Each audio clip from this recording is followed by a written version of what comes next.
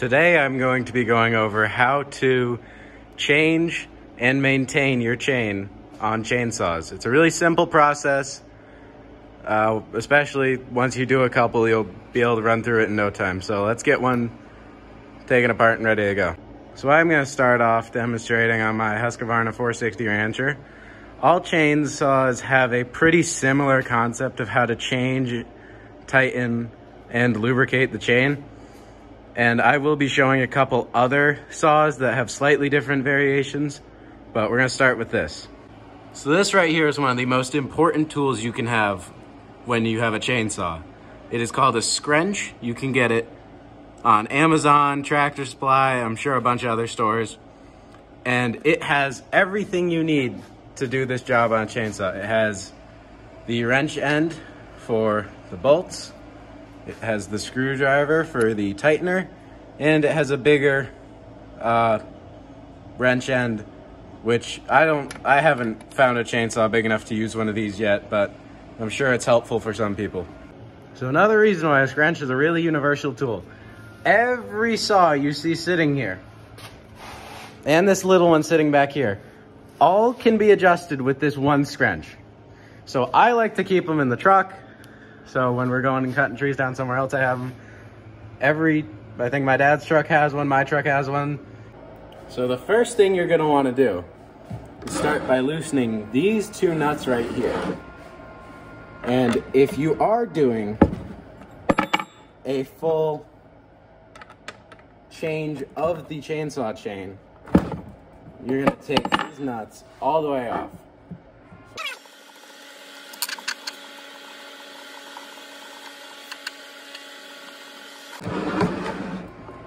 Alright, so now that these two nuts are all the way off, make sure you don't lose them.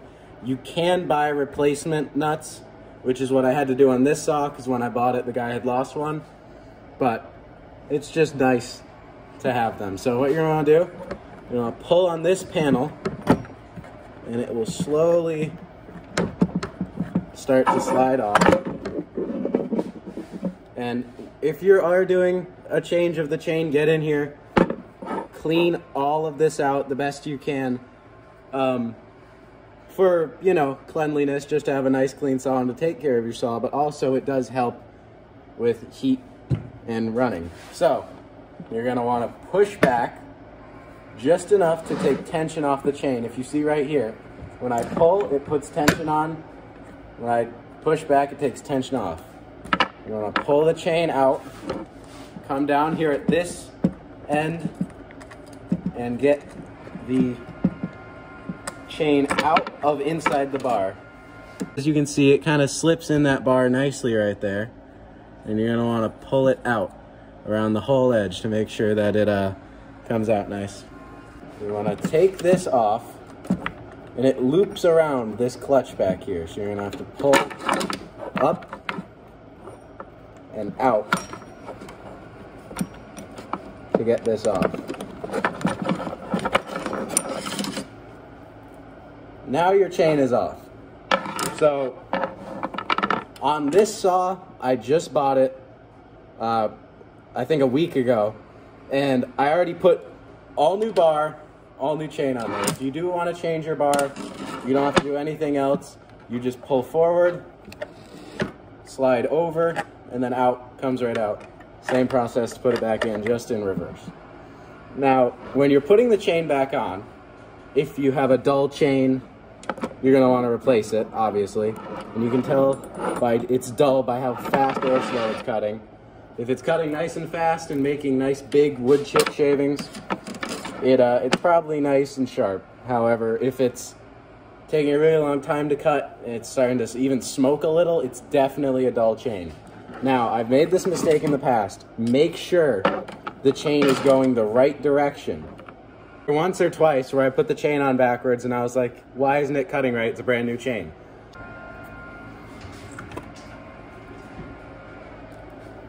And make sure that this digging part right here is facing the front. So you're just gonna loop it back around, making sure you get lined up in this bar.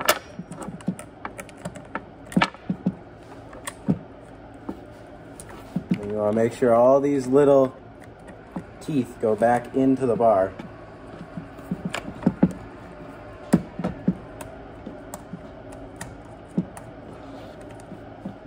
And now, you're going to want to put your cover back on. And if you're going from a really loose chain to a really tight chain, like a new chain, there's this adjuster screw right here. You're going to want to turn the adjuster screw, and as you see, it moves that dowel right there. And you want to make that dowel line up with this hole right here.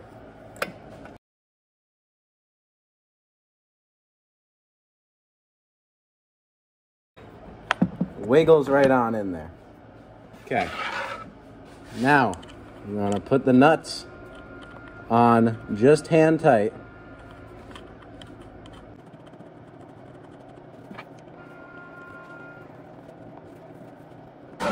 Now, if you look at this chain right now, it's really loose. There's a lot of slop and play in this chain. So, you're gonna slowly tighten this screw until this will lift out, but not fully out. So that's still a little loose. You want it right about there, where you can pull it to almost get the bottom of this link out of the indent in the actual bar of the saw. So, once you get to there, you can then come in here and get your nuts nice and tight. Not crazy tight where you're gonna strip anything, but just tight enough that they won't fall off. And it's pretty easy to tell that balance, so just go pretty snug. And now, as you cut with this saw, this chain will get looser. And so, every once in a while, you're going to want to check how tight this chain is just by doing this. Obviously with the saw off so you don't cut your finger. And then if you need to, loosen up these bolts again and tighten these screws. You don't have to take the whole cap off to tighten the chain. You just have to loosen these screws and turn this bolt, or this dowel, I guess, right here. Now, something very important to look at when you're changing chainsaw chains out is on these, it's on the bar right here, all these specs. My 545 says them right here as well. It's where it says it on Husqvarna's. I don't know about Echoes, I don't know about Ryobis, Stills. I'm sure you can find it in the manual or online if you just look up the number. Now, drive links are something very important to look at. That is the amount of links here. If you get the wrong drive links, it'll mess up the gears in the chainsaw as well as on the end of the chainsaw. So as you can see, this is a 72 drive link, whereas the 545 is an 80 drive link. If you put either of these chains on the wrong saw, it'll mess up the saw. Another thing to look at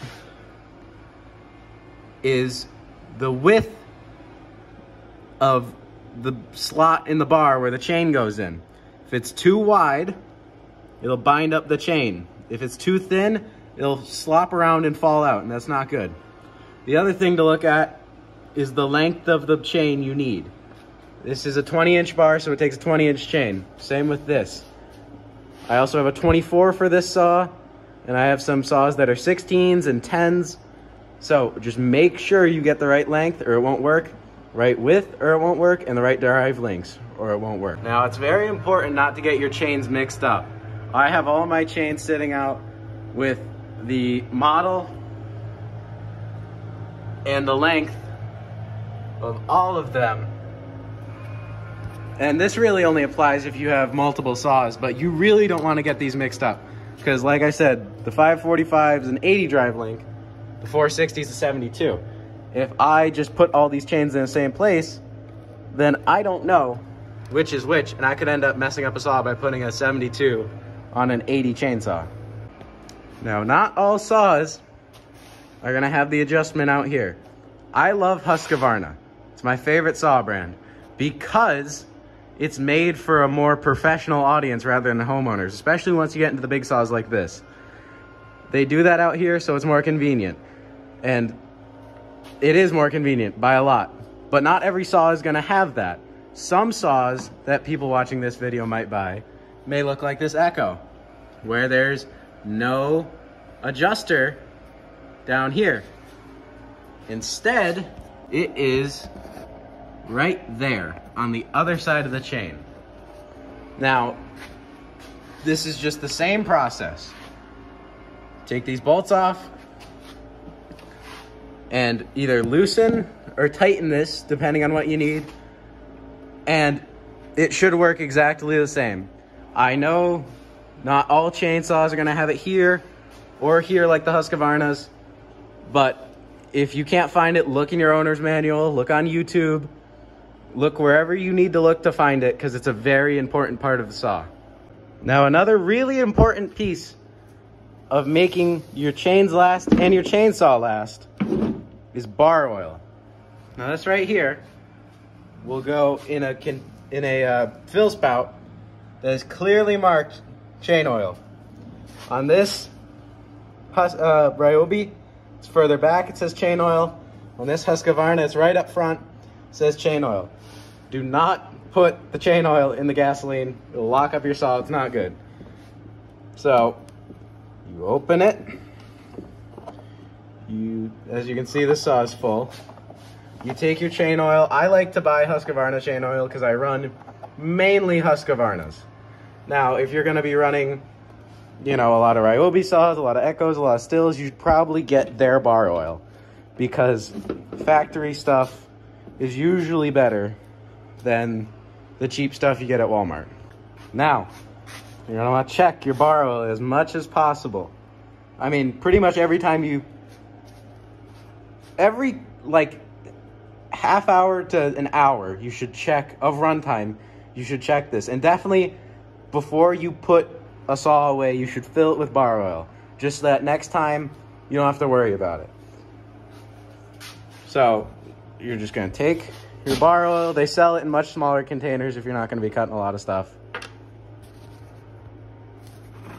And just take it, pour it in there until it's full. Then you're gonna take your bar oil. Of course, put the cap back on so you don't spill it everywhere. Put it back in a place where you know where it is and it's accessible. Close this.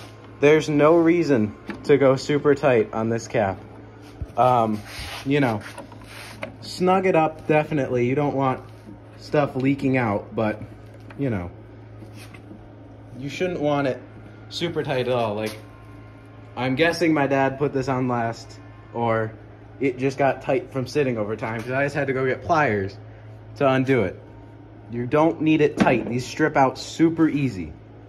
So all you gotta do is get it, you know, snugged up, hand tight.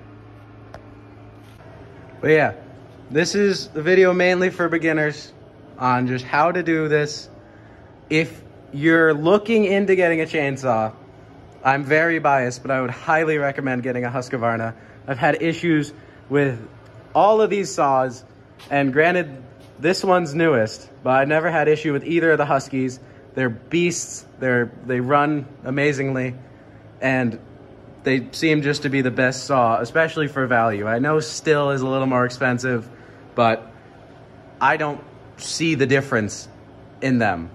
But that's just my personal opinion.